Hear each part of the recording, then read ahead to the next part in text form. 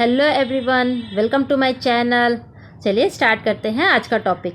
आज हम लोग डिस्कस करेंगे होम साइंस का टेक्सटाइल पोर्शन से बहुत ही इम्पोर्टेंट टॉपिक है क्लासिफिकेशन ऑफ फाइबर्स, मतलब तंतुओं या फिर रेशों का वर्गीकरण। तो फ्रेंड्स चलिए बिना समय खराब किए हम लोग स्टार्ट करते हैं आज का टॉपिक क्लासिफिकेशन ऑफ फाइबर्स।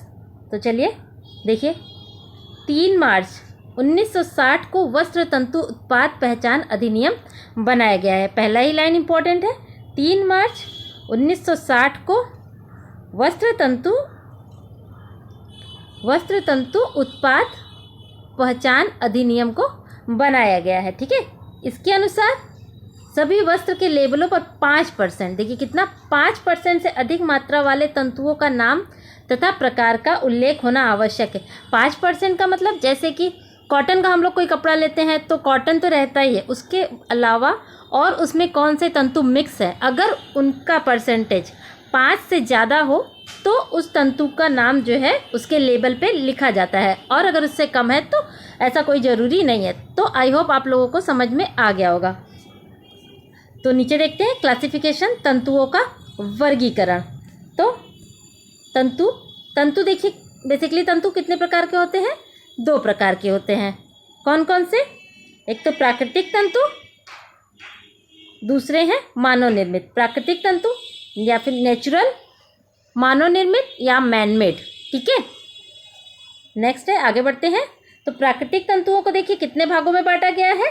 तो वनस्पति, प्राणिज या फिर जांतव भी कहते हैं, ठीक है, खनिज और रबड़, ये प्राकृतिक तंतु के एग्जाम्पल है। वनस्पति का मतलब जो रेशे हमें पेड़ पौधों से प्राप्त होते हैं वे वनस्पति कहलाते हैं, और जो रेशे हमें जंतुओं से प्राप्त होते हैं वे जांतव या फिर प्राणिज तंतु कहलाते हैं।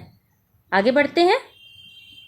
एक और इम्पोर्टेंट पॉइंट है फ्रेंड्स यहाँ पे कि वनस्पति जो पेड़ पौधों से प्राप्त होने वाले तंतु वो सेल्यूलोजिक होते हैं। सेल्यूलोजिक, ठीक है, सेल्यूलोज, ठीक है। और जो हमें प्राणी जगत से प्राप्त होते हैं तंतु, वो क्या होते हैं? वो प्रोटीन प्रधान होते हैं। तो ये जो डिफरेंस है ये आप लोग हमेशा ध्यान रखिएगा कि अगर प्रोटीन प्रधान तंतु है तो ज़रूर वो जंतुओं से प्राप्त हुआ होगा, और अगर सेल्यूलोजिक है तो वो पेड़ पौधों या फिर वनस्पति से प्राप्त हुआ तंतु है। ये डिफरेंस आप याद रखिएगा। नेक्स्ट देखते हैं हम लोग। अब देख लेते हैं वनस्पति, प्राणिज, खनिज, ये सब तंतु में और कितने कितने तंतु आते हैं। तो सबसे पहले देखेंगे हम लोग वनस्पति तंतु को। वनस्पति में आता है सूत, linen, jute, hemp, sisal, kapok, ramie, coir और पिना। ये है वनस्पति तंतु या फिर पेड़ पौधों से प्राप्त तंतु।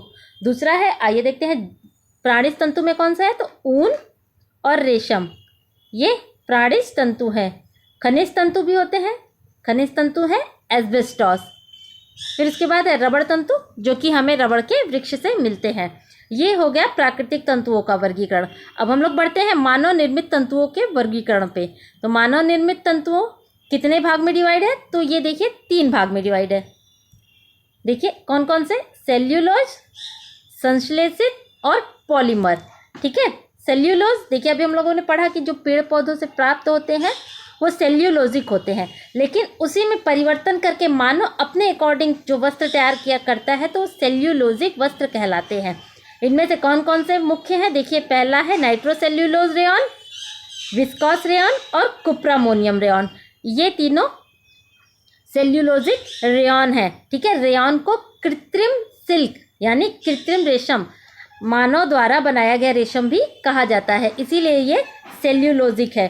ठीक है फ्रेंड्स, आई होप आप लोगों को चीज़ें समझ में आ रही होंगी। दूसरा है संश्लेषित रेशा, जो कि केमिकल से बनाया जाता है। तो इसमें पहला है नायलॉन, अरामिड, पॉलिएस्टर और एक्रिलिक, ये सारे संश्लेषित रेशे हैं। लास्ट है हमारा मानव निर्मित रेशे में पॉलीमर। ठीक है, कौन से बेस्ड? पॉलीमर बेस्ड रेशे। इसमें कौन कौन से? स्पेंडेक्स, ओलेफिन, बिनियन, पॉलीकार्बोनेट और फ्लोरोकार्बन, ये हैं पॉलीमर रेशे। ठीक है, तो पहला हो गया मानव निर्मित सेल्यूलोज, दूसरा संश्लेषित, और तीसरा है पॉलीमर। आई होप फ्रेंड्स आप लोगों को चीज़ें समझ आ रही हैं। अगर वीडियो अच्छी लगे तो प्लीज़ लाइक करिए, शेयर करिए और चैनल को सब्सक्राइब कर लीजिए, जिससे कि ऐसे अच्छे अच्छे वीडियोस मैं आप लोगों को प्रोवाइड कराती रहूँगी।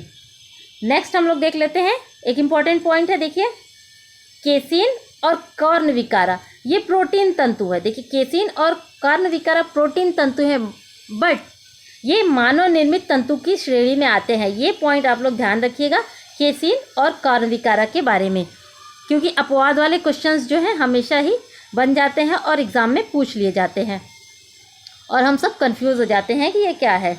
नेक्स्ट है हमारा तंतुओं के नाम और उनके सोर्सेज, मतलब ये हमें कहाँ से मिलते हैं।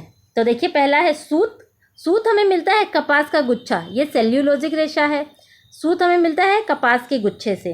लिनन फ्लेक्स के तने से। जूट जूट के तने से। हेम्प मिलता है, हेम्प या फिर जिसको कि हम लोग अबाका भी कहते हैं, उसके तने से ये मिलता है। सीसल अगावा की फली से। कापोक कापोक मिलता है हमें कापोक के वृक्ष से। ठीक है, ये सोर्सेज है रेशों के। नेक्स्ट देख लेते हैं, रेमी चाइना के घास से मिलती है, जो चाइनीज घास होता है उनसे बनाया हुआ रेशा रेमी कहलाता है। कॉयर कोकोनट हस्क, ठीक है, इसका सोर्स है कोकोनट हस्क। पिना पाइनएप्पल की पत्ती, देखिए पाइनएप्पल की पत्ती से बनाया गया रेशा पिना कहलाता है। ऊन मिलता है हमें भेड़ से, जो कि प्रोटीन प्रधान रेशा है। रेशम रेशम मिलता है हमें रेशम के कीड़े से, ये भी प्रोटीन प्रधान रेशा है। बाल बाल जो मिलता है बाल वाले प्राणी से, जैसे बकरी हो गए, ऊँट हो गए और भी बहुत सारे। ठीक है, तो ये सब हमें जंतुओं से प्राप्त रेशे हैं। लास्ट है हमारा खनिज। खनिज किससे मिलता है हमें? एस्बेस्टॉस से। ठीक है, सॉरी फ्रेंड्स, यहाँ पे देखिए थोड़ा सा मिस्टेक हो गया। एस्बेस्टॉस रेशा है और उसका सोर्स है खनिज। ये आप लोग थोड़ा सा यहाँ पे मिस्टेक हो गया है हमसे, आप लोग इसको थोड़ा सा पलट लीजिएगा। एस्बेस्टॉस क्या है? ये रेशा है, इसको रेशा की श्रेणी में रखिए। और हमें मिलता किससे है? ये हमें मिलता है खनिज से। ठीक है, आई होप आपको चीज़ें समझ आ रही होंगी। आगे देख लेते हैं हम लोग मैनमेड वाले में। मैनमेड में नाइट्रोसेल्यूलोज रेयॉन, ठीक है, ये मिलता है हमें कपास के टुकड़े या फिर लकड़ी से। देखिए मिलता कहाँ से? कपास के टुकड़े या फिर लकड़ी से, कपास की। ठीक है, विस्कोस रेयॉन, ये भी मिलता है कपास का टुकड़ा या फिर उसके लकड़ी से। कुप्रामोनियम रेयॉन, ये भी मिलता है कपास के टुकड़े या फिर उसके लकड़ी से। ठीक है, ये जो रेयॉन मिलता है ये कपास के टुकड़ों से हमें मिलता है। अब ये आया संश्लेषित रेशा, जो कि क्या है? केमिकल बेस्ड है। तो देखिए इसका केमिकल नेम एलिफेटिक पॉलीएमाइड, ये इन सब का मिश्रण है। नेक्स्ट है हमारा अरामिड एरोमेटिक पॉलीएमाइड।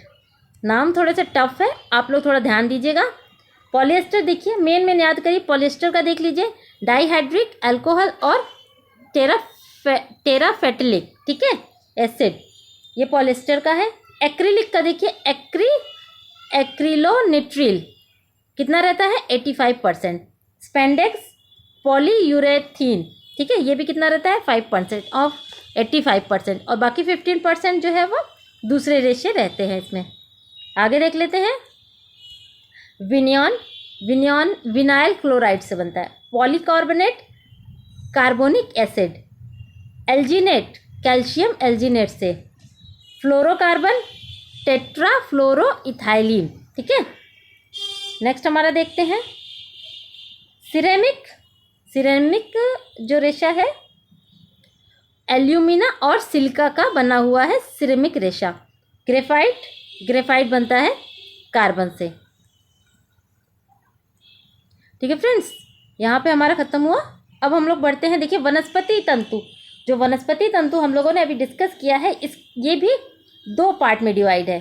ठीक है, वनस्पति तंतु भी 2 पार्ट में डिवाइड है। पहला बीज वाले तंतु और तने वाले तंतु। थोड़ा सा डीप तो पढ़ना ही पड़ेगा फ्रेंड्स, अगर एग्ज़ाम क्वालिफाई करना है। ठीक है, डीप पढ़ेंगे, सॉलिड पढ़ेंगे, तभी एग्ज़ाम क्वालिफाई हो पाता है। तो वनस्पति तंतु भी 2 पार्ट में डिवाइड है, बीज वाले तंतु और तने वाले तंतु।